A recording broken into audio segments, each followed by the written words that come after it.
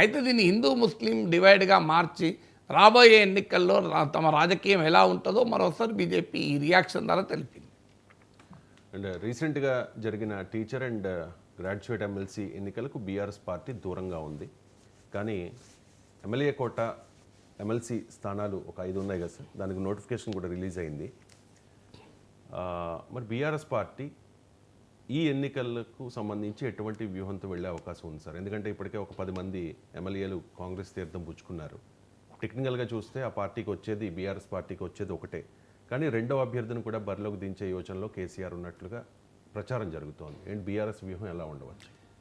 అంటే ఒకే అభ్యర్థిని గెలిపించుకోవడమే ఛాలెంజ్ అవుతుంది. ఉన్న ఎమ్మెల్యేలు పోకుండా జాగ్రత్త పడాలి. ఇప్పుడు రెండో అభ్యర్థిని పెట్టి యాంటీ డిఫెక్షన్లా అసలు ఎమ్మెల్సీ ఎన్నికలకు ఓటు వేస్తుంది, మరి అది వెరిఫై కూడా చేయాలి. రాజ్యసభ ఎన్నికలకైతే యాంటీ డిఫెక్షన్లా వర్తించదు. బహుశా మన ఎమ్మెల్సీ ఎన్నికలకు వర్తిస్తుందో లేదో టెక్నికల్గా మీరు ఇప్పుడే అడిగారు కనుక I can't immediately tell, but verify చేయాలి. రాజ్యసభ ఎన్నికలకు ఓటు యాంటీ డిఫెక్షన్లా వర్తించదు. సో అందువల్ల మన శాసనమండలి ఎన్నికల్లో పార్టీకి విప్పుకు వ్యతిరేకంగా ఓటు వేస్తే ఏమవుతుందో అనేది సాంకేతికంగా వెరిఫై చేసి చెప్పాల్సిందే రూల్స్ను. కానీ ఇప్పుడు సెకండ్ సీటులో అభ్యర్థి పెట్టి ఆ రకమైన పరీక్ష తన ఫిరాయింపు ఎమ్మెల్యేలకు పెడతాను నేను అనుకోను. ఎందుకంటే కంఫర్టబుల్గా ఒక సీటు గెలుచుకోవడమే ఇప్పుడు ఛాలెంజ్. ఎందుకంటే ఉన్న ఎమ్మెల్యేల్లో ఎవరైనా మళ్ళీ ఒకవేళ అటువైపు ఓటేస్తే చాలా నష్టం జరిగే ప్రమాదం ఉంటుంది. అందువల్ల ఐ డోంట్ థింక్ ఇప్పుడు ఒక్క సీటు మించి పోటీ చేస్తారని అనుకోను. అందువల్ల క్లియర్గా కాంగ్రెస్ పార్టీకి 3 సీట్లు, బీఆర్ఎస్ 1 సీటు. కాంగ్రెస్ పార్టీయే 4th క్యాండిడేట్ పెడుతుందా అనే చర్చ నడుస్తుంది. ఎందుకంటే బీజేపీ ఎలాగూ ఈ ఎన్నికలకు బహుశా దూరంగా ఉంటుంది. ఎందుకంటే కాంగ్రెస్ అభ్యర్థికి మద్దతు ఇవ్వరు, బీజేపీ అభ్యర్థికి మద్దతు ఇవ్వరు. ఎంఐఎం ఈ సీటు మాకు ఇవ్వాలి అని అడుగుతున్నారు వాళ్ళు. సో ఆల్రెడీ ఉన్న సీట్లో 1 సీటు సిపిఐకి ఇస్తున్నట్లు వార్తలు వస్తున్నాయి. ఎందుకంటే అసెంబ్లీ ఎన్నికల సమయంలో సిపిఐ 2 సీట్లు అడిగితే 1 ఎమ్మెల్యే సీట్ ఇచ్చి 2 ఎమ్మెల్సీ సీట్లు ఇస్తామని ఆ రోజు కాంగ్రెస్ హామీ ఇచ్చింది. మిత్రధర్మాన్ని పాటించాల్సి ఉంటుంది. అందుకే సిపిఐ 1 సీటుకు కూడా యాక్సెప్ట్ చేసి ఎన్నికల్లో కొత్తగూడెం నుంచి కూననేని సాంబశివరావు గెలిచారు.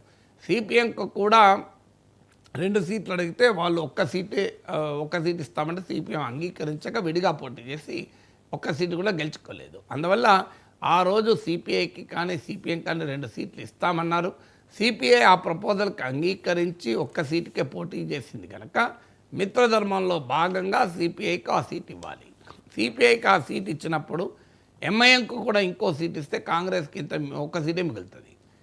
కాంగ్రెస్లో ఆశావోలమో విపరీతంగా ఉన్నారు. అందువల్ల ఎంఐఎంకు హైదరాబాద్ స్థానిక సంస్థల సీట్ ఇస్తాము అనే కాంగ్రెస్ ఒక ప్రపోజల్ పెడుతోంది. సో ఆ ప్రపోజలు బహుశా ఎంఐఎం అంగీకరించవచ్చు కూడా. ఎందుకంటే ఎంఐఎం అధికారంలో ఉన్న వారితో ఎప్పుడూ పెట్టుకోదు.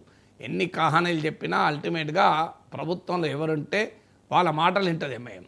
అందువల్ల బహుశా ఎంఐఎం కాంగ్రెస్ పార్టీ కండిషన్కి ఒప్పుకునే అవకాశం ఉంది. ఒప్పుకోకపోయినా కూడా బీఆర్ఎస్ సెకండ్ క్యాండిడేట్ పెట్టినప్పుడు ఛాలెంజ్ వస్తుంది. లేదు ఆ సెకండ్ క్యాండిడేట్ పెట్టినా గెలిపించుకునే నెంబర్ అయితే లేదు బీఆర్ఎస్కు. సో ఎంఐఎం మద్దతు ఇచ్చినా కూడా ఐ డోంట్ థింక్ నెంబర్ సరిపోతుందని నేను అనుకోను. సో అందువల్ల ఎంఐఎం బీఆర్ఎస్కి అసలు మద్దతు ఇచ్చే ప్రసక్తే లేదు ఇప్పుడున్న పొలిటికల్ సిచ్యువేషన్లో. ఎందుకంటే అధికారంలో ఎవరుంటే వాళ్ళ అంటకాగే స్వభావం ఎంఐఎంది. అందువల్ల ఐ డోంట్ థింక్ కేసీఆర్ 2వ సీటు కూడా పోటీ చేసి పెట్టి ఆ రిస్క్ కూడా తీసుకుంటాడు. 1 సీటు కంఫర్టబుల్గా గెలిపించుకోవడం మొదలు ఛాలెంజ్ ఉంటుంది. కానీ ఆ 1 సీటు కూడా రాకుండా చేసేందుకు కాంగ్రెస్ 4th క్యాండిడేట్ కూడా పెడితే అప్పుడు ఛాలెంజ్ మొదలవుతుంది. ఇక